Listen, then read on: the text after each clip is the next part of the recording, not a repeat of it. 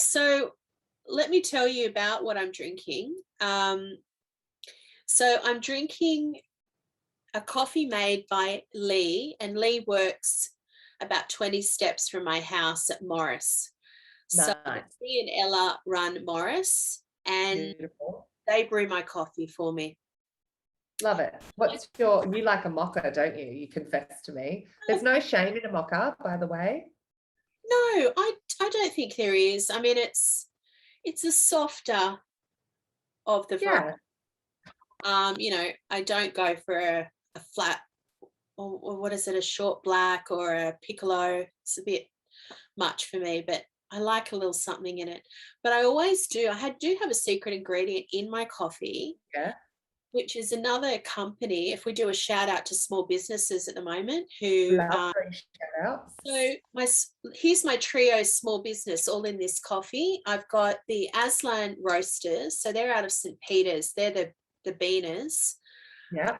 Beans in the coffee. Morris brew it for me, so thanks to Lila from Morris. And then I put a scoop of Forte in here, which is a protein. Right. Protein. And Forte are a local business also, and they're really the only that I know of protein powder that can go in a hot drink. Huh. So they work with roasters, baristas, and for the coffee drinkers who have a daily coffee, a scoop of Forte in your coffee and you're getting your protein for the day. Genius. Yeah, so that's Forte. And I'm going to look them up. I'm going to tag them. Yeah, got a scoop of Forte.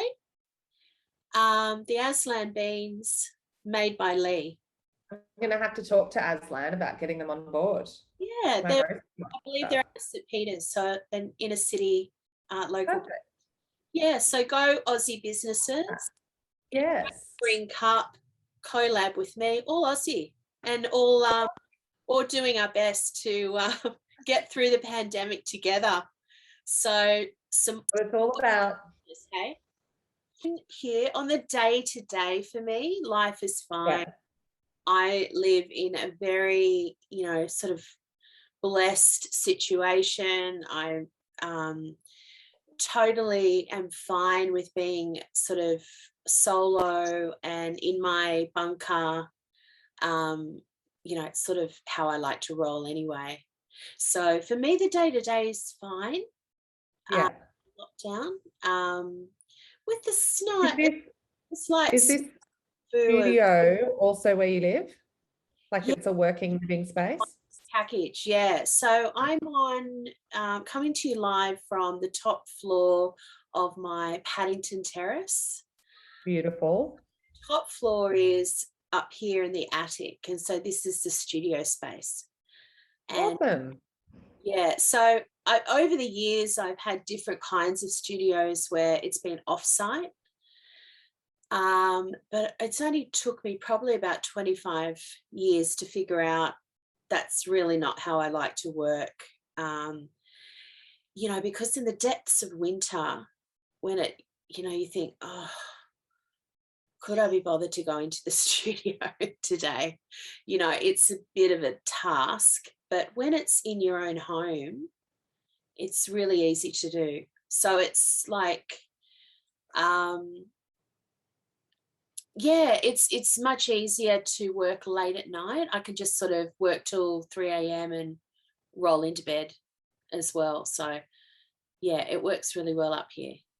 Is that your normal hours of working, or do you just work when you've got deadlines? Or no, I get energized. I wish I was the opposite, but I'm an afternoon, evening, night owl is my energy time. I start up at 5, 6, 7 p.m. I'm ready to do stuff. But I really wish I was born in another way, that I was a 5 a.m. rise. But unfortunately, it's so gorgeous in your pink, because I've got this little pink mug next to my thing and it's all working. Right. Yeah. I am definitely a morning person, and I start to sort of dip at 3 in the afternoon, like the normal dip. But then I sort of get a second wind at Right. like 8 o'clock. Right. And if I don't sort of switch off the computers and stuff, the screens, I could be up until like 1, 2 o'clock, but then I'm dead. And do you think that's the mummy bit in you too, that it's like after kids are in bed, you're like, you get Yeah, probably. Then I can sort of refocus. Yeah. Yeah. I've sort of always been like that as well, though. So who knows? Yeah, hard to know. Somebody once told me, because I was born in San Francisco, a city you know Oh, very. yes. I was going to ask you about that. Somebody once told me that I'm a night owl here in the Southern Hemisphere because I was actually born, my body In clock, the north. Oh, wow. northerner. That's lovely and woo-woo. I'd like to, yeah, that was some sort of guru in Thailand once told me that. So Huh. I've held on to that thought and blamed my sleepiness of the morning on the fact that, look, I was born in another hemisphere. I'm just on a different time zone, guys. It's not my fault. Can you talk me through that? I haven't done like an intro or anything, but would love you to talk me through how you went from are your parents from American? No. So Ah, if you've got a minute or two, I've got a good I do. how Harry met Sally sort of story. So my both parents are Australian. Father was from Newcastle. Mother was from Wollongong. Right. My dad in the 70s got posted by Qantas to go and head up North America in Wow. PR marketing in North America, and got posted to San Francisco. My mum, as a young thing, got posted by the Australian Tourism Commission to LA. I'll make it snappy, but it's a good one. And when my mum arrived in LA, they did sort of there was an Australian tourism sort of magazine that was out, and they did a feature on my mum. New gal from Wollongong arrives in LA, and my dad in San Francisco in the Qantas office sees the magazine, sees the photo of my mum, and says to the boys in the office, probably get a load of this, probably something crass, and cuts the photo out of the magazine and says to the boys in the office, I'm going to marry this girl. Oh my God. Put it out in the universe. Better watch out. A few weeks later, they're in a cocktail party in LA welcoming my mother. So it's for welcome Veronica to LA. And they invite, people down from San Fran offices and whatnot. So my dad, being in Qantas, comes, and you'll probably only get up to this sort of, or get away with this rather, in the 70s. He comes up to her and kisses her on her neck. She turns around like a good Catholic girl as she is and says, I beg your pardon. And he said, it's all good. I'm your future husband. Yeah. I've been waiting to meet you. And she said, oh, pull another one. And he said, no. She said, well, you're only human. Look at me. He says, no. Let me get my wallet out.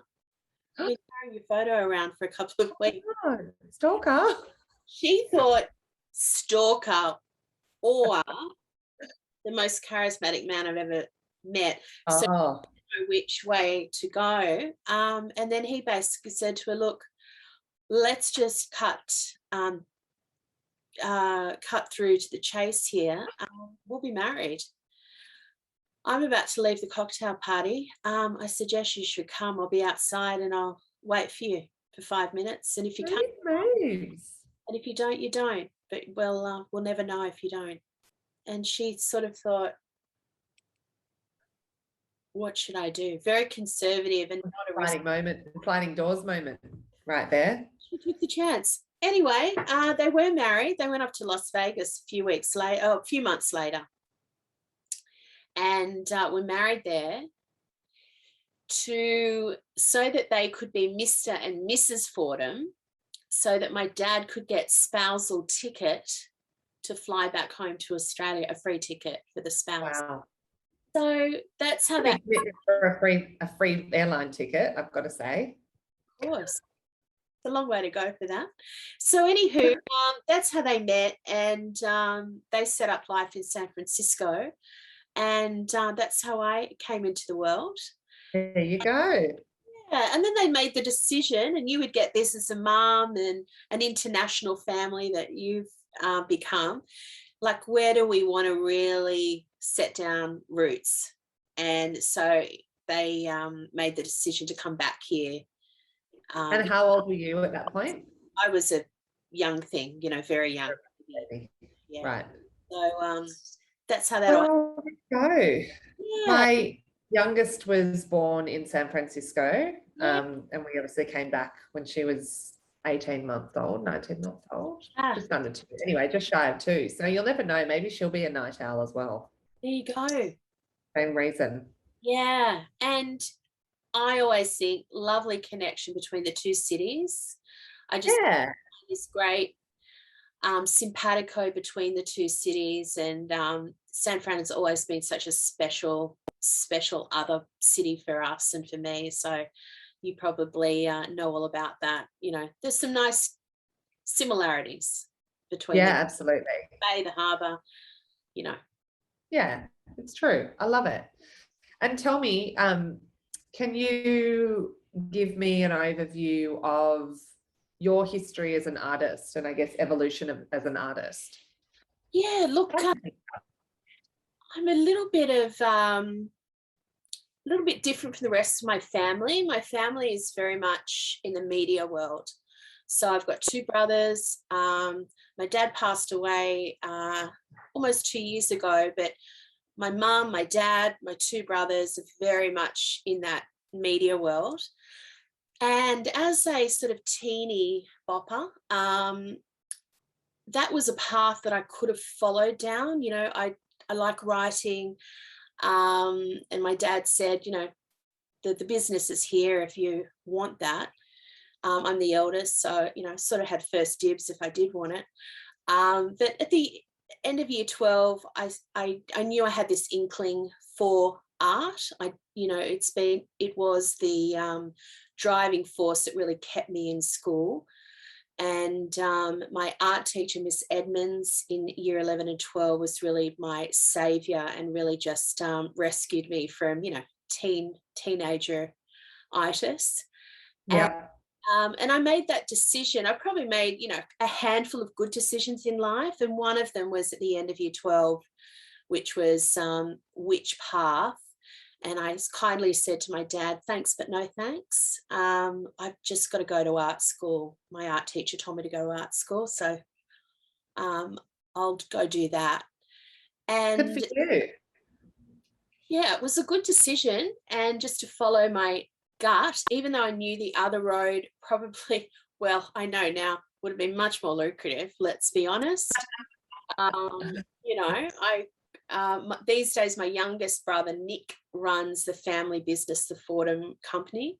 But, he maybe would have been my lackey if I took that route.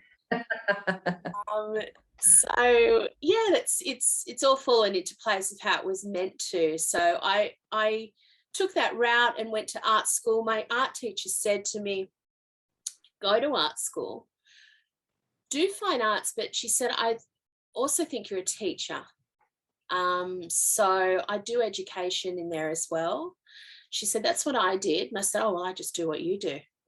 I'll just you're my guru. I want to be you, so just tell me what to do, I'll go do it.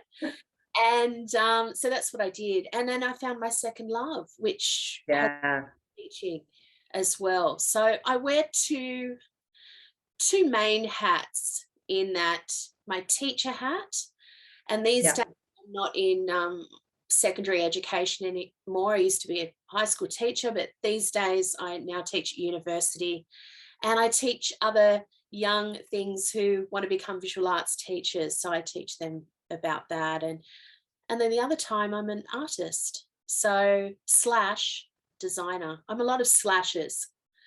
We love a slashy. You've got to diversify in this market, I find. Yeah, it's you know, you're an entrepreneur. You know, you probably got like myself, like sometimes I've got these core jobs, but Yeah, always the bread and butter. I've always got the fringes happening as well. Yeah, we need the bread and butter. And my uni teaching does provide a little bit of bread and butter during semester time. Excuse me, off camera. But the other stuff in terms of art and design and being in my studio space, that really, that's the real driver of everything that I do. Talk me through the artworks behind you, and I'm going to get to the homewares. Yeah, well, I would say, Jack, that primarily I'm a painter. Yeah. Primarily I paint. Mind you, I'll use whatever's in front of me. So I've recently gave myself a lockdown present, which is I spent a bit of money on a lot of Posca pens. Oh, I love Posca pens. It's expensive. I've been looking at your line drawing and sculptures. Love it. You'd love a set of Poscas to give to yourself as a gift. I think everyone should have them. So I'll use a Posca pen. I'll use pencils, crayons, bits of paper, sticky tape. I'll use whatever is around. As long as it's got colour, that's my drive. Yeah. So my centre. Tell me about that. The colour. You've always gravitated to colour? Yeah. So, you know, I had to do a talk recently, present to teachers, and I had to go back through my archives and look at my practice. And the imagery has shifted over 25-ish years, maybe 30. But the one constant has been colour and that fascination with colour. And so for me, it doesn't really matter about the material I'm exploring colour in. And I'll get sucked into something like my Posca pens at the moment because it's winter, I'm downstairs and watching a bit of telly and I'm drawing as I'm watching or listening to something. So I'll you know, make use of that. But other times I'll get sucked into coming across fabulous coloured paper that I'll just be snipping and pasting. I never throw anything away. So an offcut of a bit of fabulous turquoise paper I'll keep. And I actually colour code my scrap boxes. Oh my God, I want to see it. Show me. Oh gosh, I don't know if I could get it behind there. It's at the moment, but I might upload a pic on Instagram of my scrapbook. Yeah, I want to see it. I love seeing workspaces. I don't know what it is. It's a fascination of mine, like people's workspaces and like how they sort of organize their area and you too. You know, yeah, like even, you know, I love when people sort of have their mood boards or their mood walls and they're like sticking up things that they gravitate towards for whatever reason. Maybe it's color, maybe it's shape, maybe it's, you know, like words. I love seeing those sort of like working boards that shift over time, like you said. There's a lovely book. It's probably called something like Australian Artist Studios. A really, you know, coffee table book, I guess one could say, that has these fabulous large form photographs of Australian artist studios. Cool. And the writing talks about their work practice, you know, like I'm up at 7 and I do this and then I do that and I'm in the studio about 8. And so it talks about their practice, their work. Yeah, right. And then it has these fantastic images of the studio. So yeah, I enjoy seeing behind the scenes as well. But yeah, this has to do double duty up here for me because I do a lot of dirty work, wet work, paint, water, things spill, aerosol cans, that kind of thing. And then I've got dry area. So these are like, my design stuff. They can't really have, ink. Anywhere near your fun wet stuff. So a couple of years back, the terrace next door was for sale, and I had this dream, if only, I had $1 gazillion, and I'd buy that terrace and I'd knock through the wall, and then I'd have the wet studio and the dry studio. So that's on my vision board for the future. I love it. It's going to happen. Manifest. Yeah, there you go. Like the dad manifested his marriage. There you go. I'll put it on the board. So yeah, that's therefore the painting practice and the imagery generating. I'd always, when I would be making things, I'd always think about applications. I wonder what this might look like on fabric, or I wonder what this might look like as a melamine plate. So, I'd see these sorts. A coffee cup, right? Segue. So, yeah, I would imagine these things, and then technology just started to grow sort of at the same time as I was imagining these things, and digital printing just really started to allow for that application and the access to digital printing. I didn't know who to Google or what to Google back in the day of how do I put this imagery on fabric, because prior to that, it was really screen printing and how do I get, 1,000 colors on a screen. And so it was really sort of this meeting of technology at the right time, the access to technology in one's own home, the birth of software.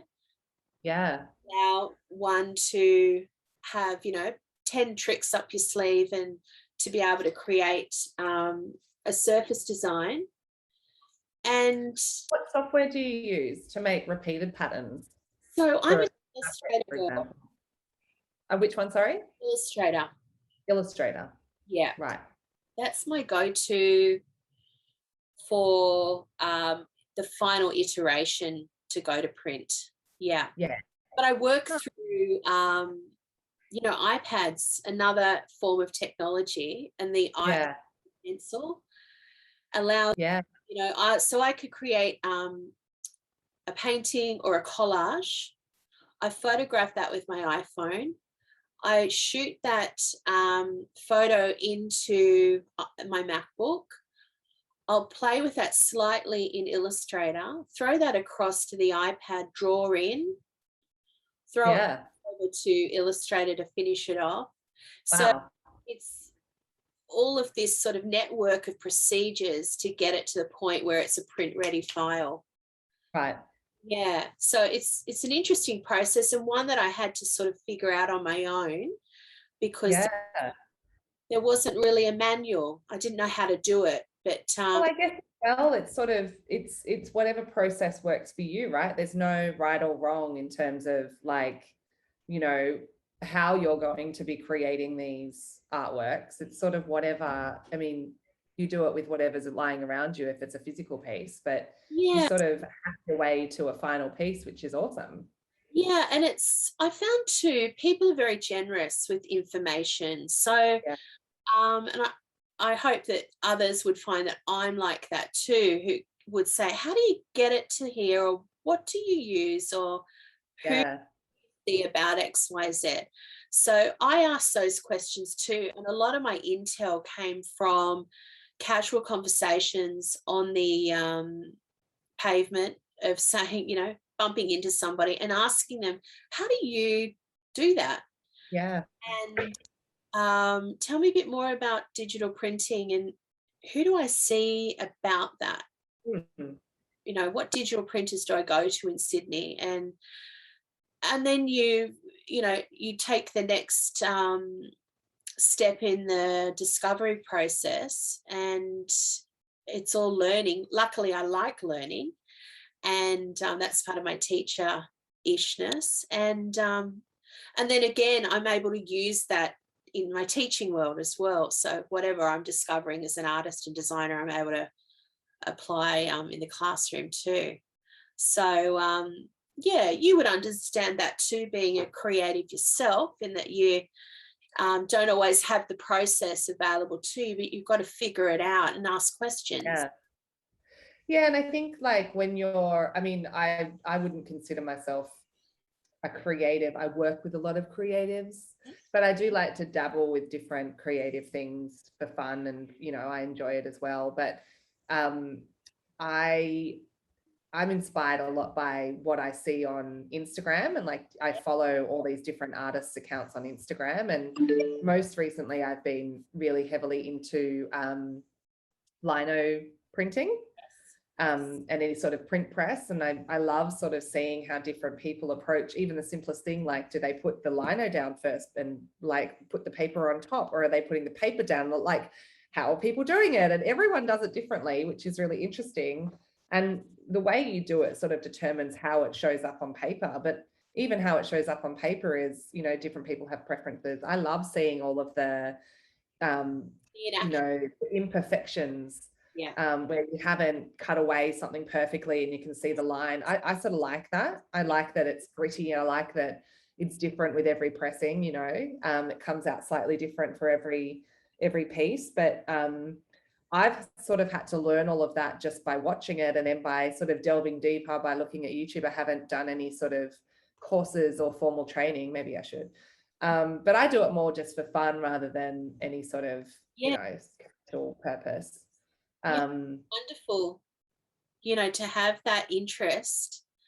And you make a really good point in terms of the access to social media, and how social media really can be such a fantastic tool for all of us, whatever level, or you say I dabble in these creative endeavors, but however far you're dabbling, social media is a really important part of my world as well, in terms of inspiration. I follow some accounts, friends of the family or whatnot, and see what the kids are up to. That's good. But I really don't use it for that primarily. I use it for following artists and designers and art critics, and that's been such an amazing hub of access to info. It's such a fingertips, and it's one scroll and something will trigger. And I'm a big one too. I don't know if you use this, Jack, if you're a saver. Do you save some? You're I'm a saver. I bookmark them, or I screenshot them and then pull them onto a Pinterest board or a Trello board or something if I really like it. Save it for later. I mean, that's been a great way too. I just went recently, in the last day or two, went back to all my saved Insta posts that, and just to scroll back through and think, oh yeah, I knew exactly why I'd saved them. I love that tile color in that house. I love those plants. I love that color green. So it's a really a wonderful portal for creative inspiration. I think as well, because I mean, currently it's our only sort of way of going and seeing galleries, like we're sort of unable to go and, I mean, I haven't been able to, mostly because I've got kids in tow all the time and they're just not great at those sort of quiet refined environments at the yet exactly. But so my galleries sort of become Instagram and those sort of things. So that's what I mean. I'm interested to hear as well how teaching in this pandemic has changed for you, and is it harder to sort of create those connections with your students, or what are some of the challenges that you're facing, and what are some of the strategies that you're using to overcome Yeah, again, yeah, interesting question. I teach these units where I teach a unit in semester one, and the same batch of students come with me in semester two. So for this year, we were face to face, and so I'd formed that relationship with those students in the classroom, which was great. So when we had to transfer online, we knew each other, which was really good. So it's a different thing, I think, if you're starting fresh with new students who you've never met before in person.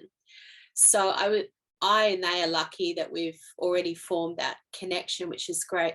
So I've transitioned to pre-recorded material. So I do my lectures pre-recorded, my tutorials pre-recorded.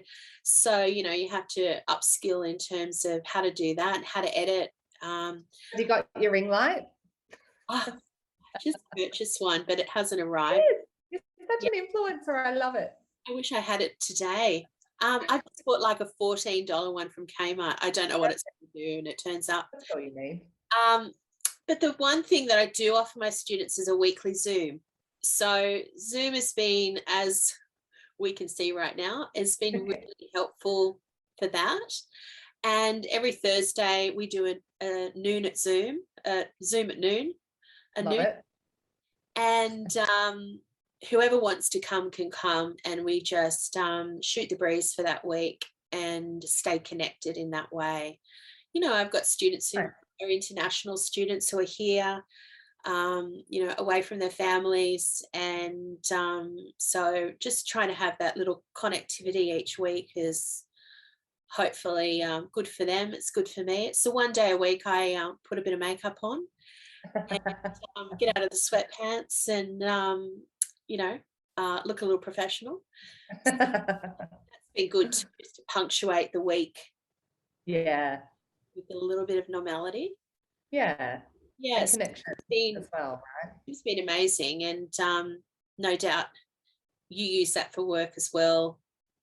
Yeah, funnily enough, I mean, I get Zoom fatigue because a lot of, you know, we're meeting constantly over Zoom to connect on projects and things like that. But I think what we often forget about is all of those like water cooler conversations or coffee conversations that you normally have, you know, with workmates, that is what sort of drives so much gratification of being in an office. And I was talking to someone, a work colleague the other day, who was really hungry for someone just to put something in his calendar that wasn't work related, but so he could just have a chat and catch up and ask, how are you? Like, what's going on in your world? What are you doing at the moment to stay occupied? And what, you know, like different groups are doing different fun sort of lockdown challenges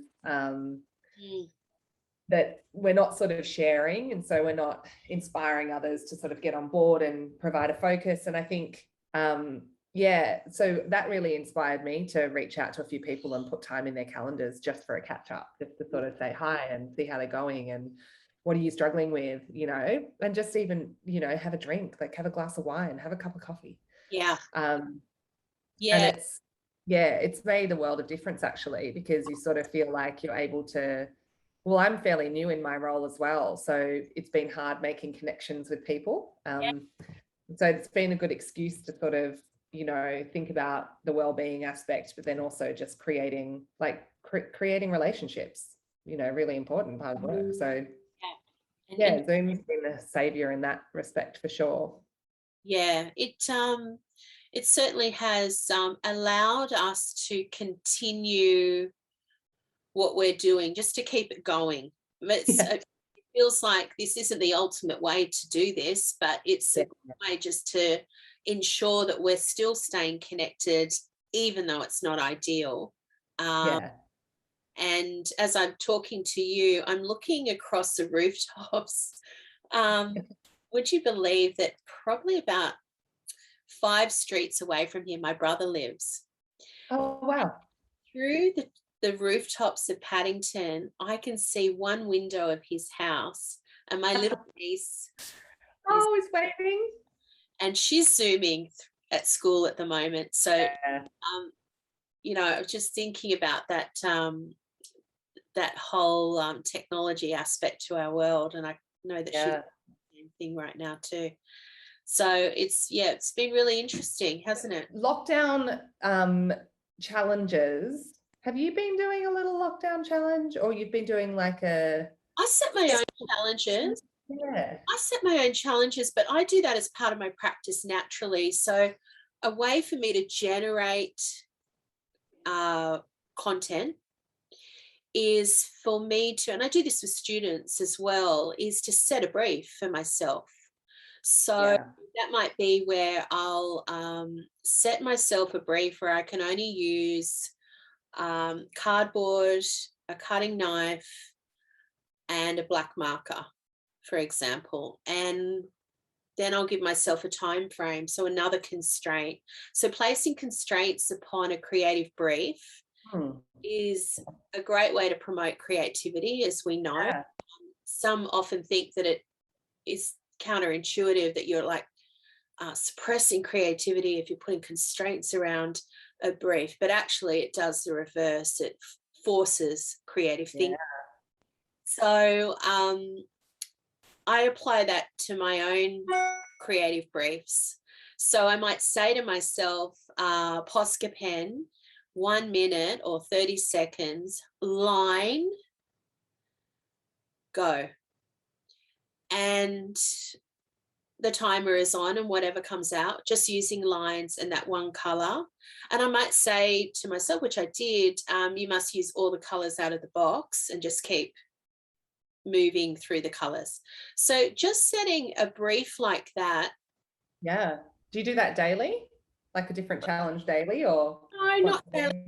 I'm not religious like that. It'll be because usually that whatever comes from that will then spark another.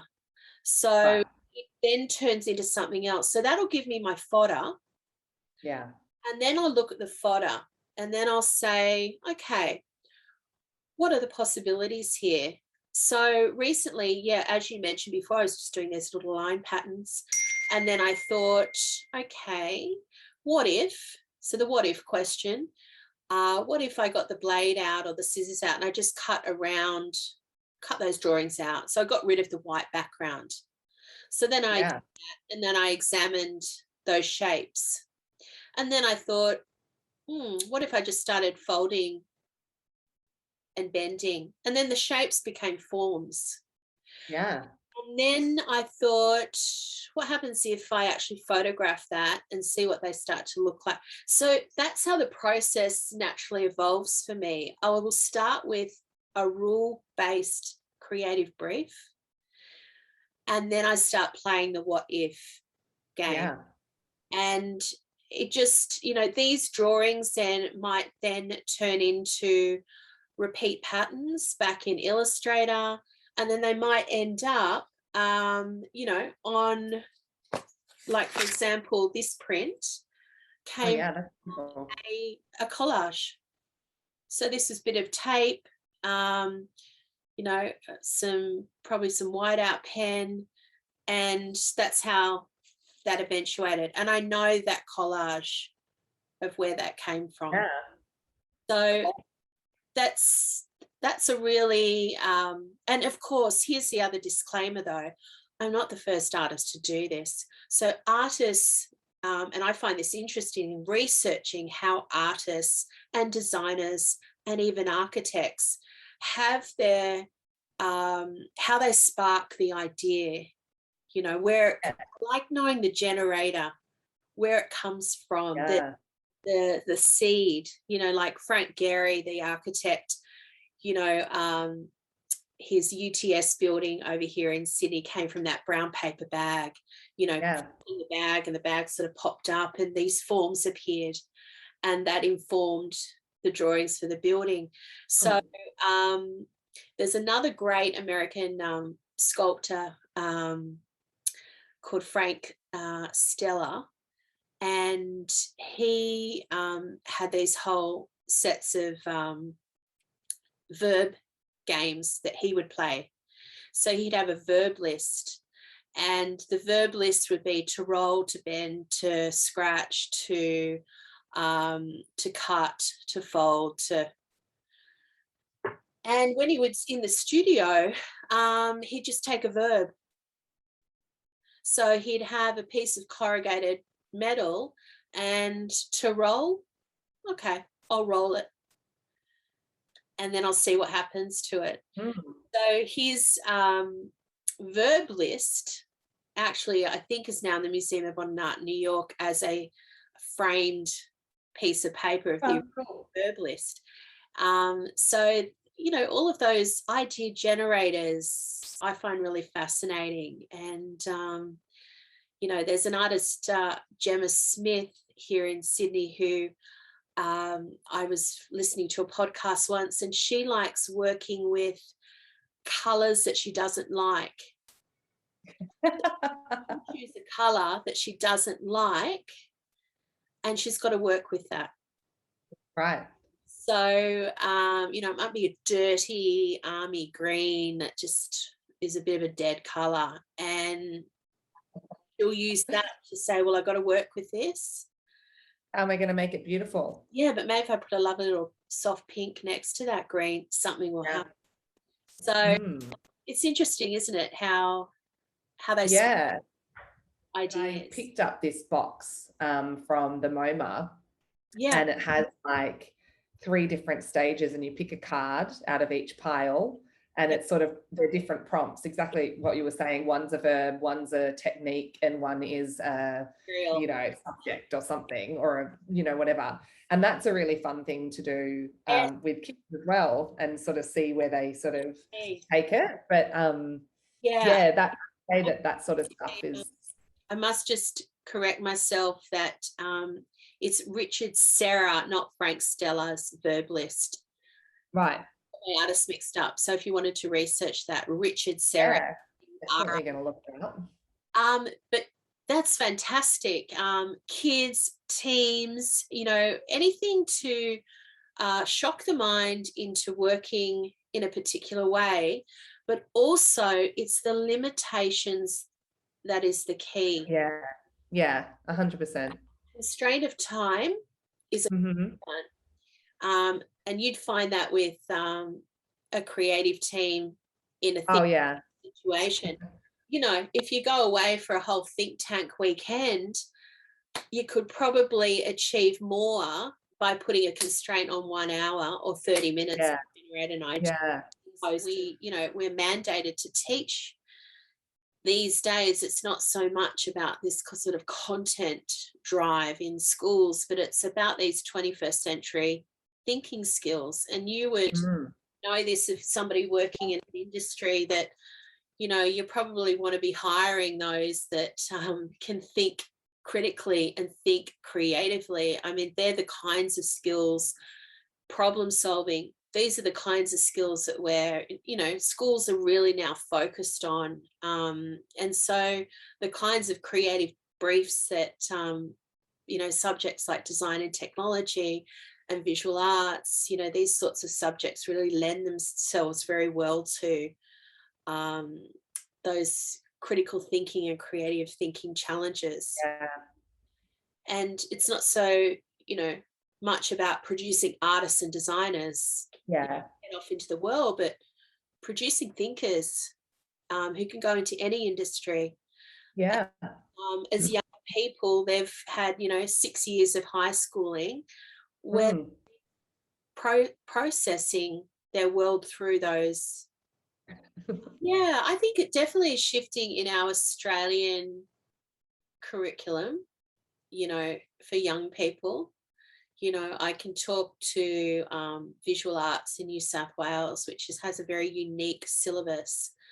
And, these students are working really high, sophisticated levels because by the time they're in year 12, because of this open, elastic curriculum, it focuses on the core skills, but allows this space to think creatively. And it's a very robust syllabus that calls the student the artist. You are the artist, you are the designer, not pretending or acting like one.